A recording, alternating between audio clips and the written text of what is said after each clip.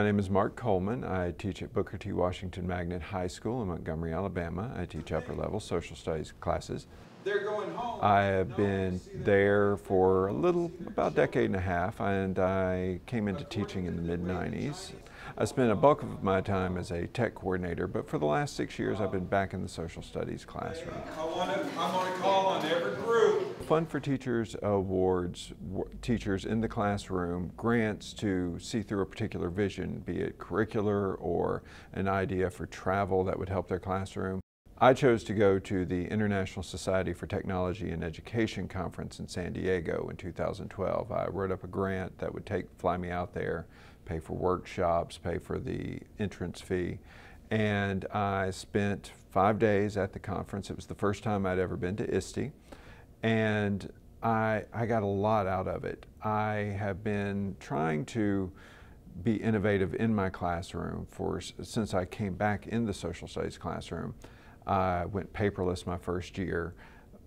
I knew how to do it technically, but how do I teach as a paperless teacher? Instead of waiting for the institutions to evolve, I found web hosting, uploaded Moodle, and took my classes paperless into the cloud. I'd been doing it a few years, working through trial and error, and I really started to get under the hood of what it means to use technology in the classroom around this time. And going to that first ISTE and meeting up with other like-minded teachers, it really energized me, and I was able to bring some of this information back, the learning network back. I became more confident in the assignments I was giving because I was able to network with other teachers who are working in the digital realm. So I believe a worksheet is still a worksheet even if you answer it online, and it's not really, you don't get the benefit of true technology integration with your classroom.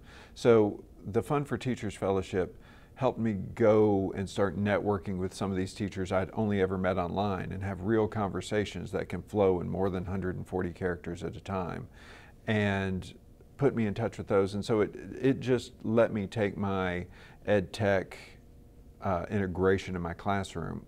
It let me take it to the next level.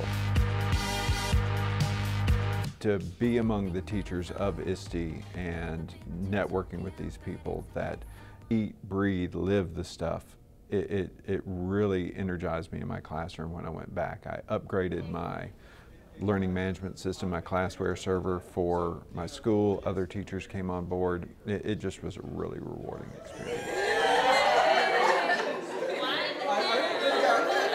As the time for ISTE was approaching, I was getting emails about the conference, and one of the emails was the unveiling of their passion-based learning contest. They wanted teachers to create a video of how they use technology in the classroom to ignite the passion of their students. And I was excited about a project we had been doing. It was with 1984, and the students, the previous year, we had some college students come in that had never had to read 1984, and I figured as a government teacher I needed to make sure this wasn't my students. So we were going to cover 1984 at one of the very last things of the year after we had gone through the rest of the government curriculum. Attempt to bring the tools of digital creation and production into my social studies courses. What I had the students do is not only did they read it, but we found a public domain audiobook of 1984 online. And the students working in groups went through and started editing out quotes from it about the surveillance technology in 1984. And then they created videos of modern day surveillance systems that they see every day, that is part of their life, with the voiceover being the clip from the 1984 audiobook. So they were creating these videos explaining how some of this technology is endemic with us now and what does that mean for our society. And so I created a 2-minute video explaining this project and wrote out the curriculum. And they called me about 2 weeks before I went and told me I'd won. And so I walk into the keynote sessions of ISTE, 10,000 teachers in an auditorium in San Diego, and my video with my voiceovers playing from 6 movie-sized screens hanging from the ceiling. It blew me away a little bit. I picked up once more, that did wonders for introducing me to a lot of teachers at once. I got to go to San Antonio in 2013 for free on ISTE for winning the contest. Going for Fun for Teachers in 2012, in a way, paid for me to go into 2013 also, because I won the contest with an all-expense paid trip to the 2013 conference. So it was real sort of carrying on the rewards through another year. I'm not afraid to try. Oh, here's this. Well, how does this work? Let me dig under the hood.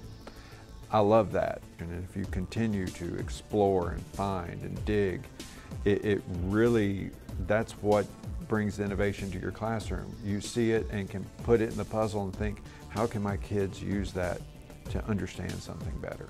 And I think that's what makes you an innovator, is a willingness to embrace the new technologies and try them out and never stop moving. Keep the good stuff and keep looking for new stuff. There's plenty of themes you can. The Google Teacher Academy is one of the most rewarding, ongoingly rewarding things I've done, reaching out from my classroom and trying to pull technology back in. I went to the Google Teacher Academy New York in fall 2012, and this group of Google professionals, they just make me feel like I have walked into the big boys room and I'm sitting at the adult table for the first time. They are such an amazing group of innovative teachers that do so many things, and to be plugged into that community and have that resource, finding these groups of just people who live it and breathe it and think it and want to make the world a better place for our schools and make our schools better for our kids and want to try these new and innovative ways to do it. I love that. That community is like energy just to be plugged into. And so that's primarily what I pulled from that. I work with magnet students. They all have a passion in their life that they're there for. So the kids and their passions and even their problems, I like helping them through things. I like them thinking about, where do I need to go to school? Do I need to go student loans? I try just give them the hard questions to ask themselves and see where they go. So the kids really drive my passion a lot. And then the other passion is I'm never tired of learning. I go back to inertia. I don't want to be an object at rest, remaining at rest. I want to be an object in motion as long as I can. And so this wanting to understand drives me as a teacher to want to help them understand.